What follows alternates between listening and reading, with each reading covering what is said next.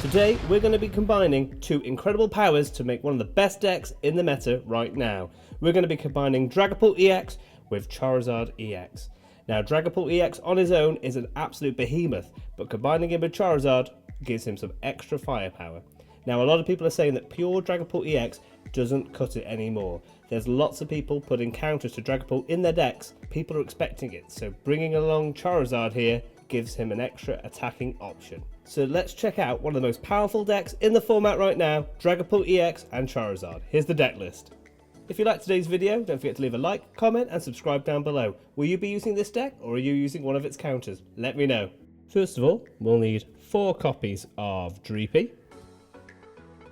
Then you'll be using 4 copies of Dracloak with that amazing Recon Directive ability. Now this is the draw engine in this deck.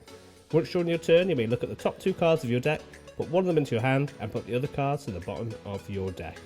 Now you can use this more than once if you've got more than one on your bench. So if you get all 4 down, you can use that ability 4 times. And we're not really in a rush to get into Dragapult with this deck, so we can keep our Dracloaks on the field for as long as we can. And this replaces Pidgeot EX in the more traditional Charizard build. It's not quite as powerful as Pidgeot because we don't get to choose the card we want, but being able to cycle through 3 to 4 cards every turn is very, very strong. Then we come to the card of the moment, Dragapult EX, which is an absolute meta monster at the moment with that amazing Phantom Dive attack. It's for 200 damage, then you get to take 6 damage counters and put them on your opponent's bench Pokemon in any way you like. Meaning you can try knocking out their basic Pokemon before they have a chance to evolve them, or you can be more tactical, trying to take big prize turns by maybe chipping away at some of their EXs and then bosses ordering them up so you can knock them out with Phantom Dive the next turn. Very, very strong Pokemon. And then we're going to be running 2 copies of Charmander, 1 copy of Charmeleon, and 2 copies of Charizard EX. Now Charizard EX, when you put him into play, you get to take 3 fire energies out of your deck and attach them to your Pokemon in any way you like. Now what's amazing is it doesn't have to be 3, and usually you'll be picking out 2 and putting them just onto Charizard, or if you've got a Dracloak, you can put 2 on Charizard and put 1 in your Dracloak, ready for it to become Dragapult. Now his Burning Darkness attack is incredibly strong, because it does 180, but for each prize card your opponent's taken, it does 30 more damage, meaning that this card can go up to 330 damage, knocking out other Charizards in one shot, which means that it gives this deck the ability to be able to one-shot a lot of Pokemon. It also counters Gardevoir, which is a very, very popular deck at the minute and has won many, many regionals. It hits Gardevoir for weakness. So again, another very, very strong card to have in the deck. Then we have our Pheasantipede EX with the amazing Flip the Script ability. Once during your turn, if any of our Pokemon were knocked out during your opponent's turn, you may draw 3 cards, which is really, really, really useful. Helps us, again, draw through our cards to get into something we need. Now, like in most Dragapult decks at the moment, we're going to be running 1 copy of Budu with that amazing Itchy Pollen attack, which then means that our opponent can't use any item cards for a turn, which really slows down the game, allows us to get into our Dracloaks, allows us also to get into our Charmeleons and Charizards. It gives us time then to set up to absolutely wreak havoc on our opponent. We'll also be running 1 copy of Munkidori, especially if we're against a Dragapult mirror match. It means that we can use the amazing Adrenabrain. Now there aren't any darkness energies in this deck, but we do have a luminous energy, which is how you'll be using his ability.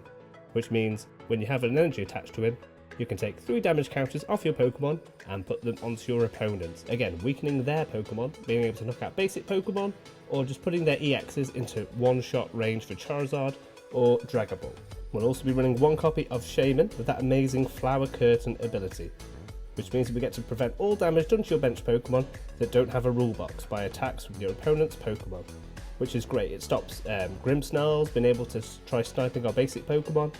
Same with Hydreigon. Unfortunately, damage counters do still go through, but Shaman is the new Manaphy, and it's really, really useful in most decks at the moment, just to protect your bench.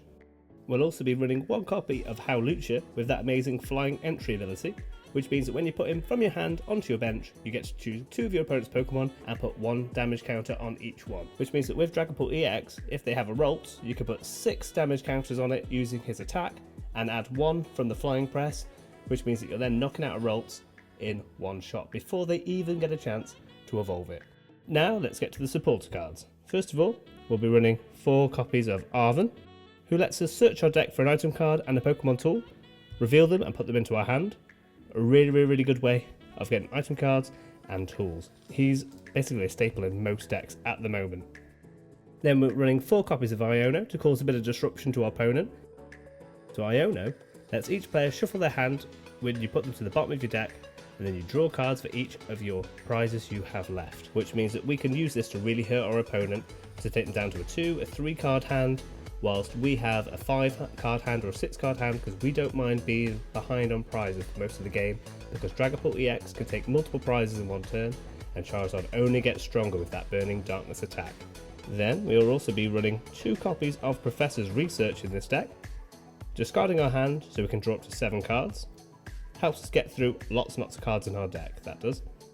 Then we'll be using 2 copies of Boss's Orders so we can gust up our opponent's bench Pokemon and knock them out that way. Then we'll be running 1 copy of Nestball, which allows us to search our deck for a basic Pokemon and put it onto our bench. Then we shuffle our deck. Good way of getting Fez early. We're also running 1 copy of Switch in case Charizard gets stuck in the active too early, or they try knocking out our Fez. We'll be running 1 copy of Super Rod, which lets us shuffle 3 in any combination of Pokemon or basic energies from our discard pile into our deck. We're running 1 copy of Counter Catcher. If we're behind on prizes, we get to gust up one of our opponent's bench Pokemon with their active Pokemon. Really useful. We'll also be running 1 copy of Night Stretcher, so we can put a Pokemon or a basic energy card from our discard pile into our hand. We'll be running 2 copies of Rare Candy, so we can either skip Charmeleon or Dracloak and go straight from Dreepy to Dragapult EX, or Charmander straight to Charizard. We'll also be running 3 copies of Ultra Ball. By discarding 2 cards from our hand, we can then search for any Pokemon in our deck. We'll be running 4 copies of Buddy Puffin, which lets us search our deck for 2 basic Pokemon with 70 HP or less and put them onto our bench. A really good way of getting our Budew and our Dreepies and our Charmanders.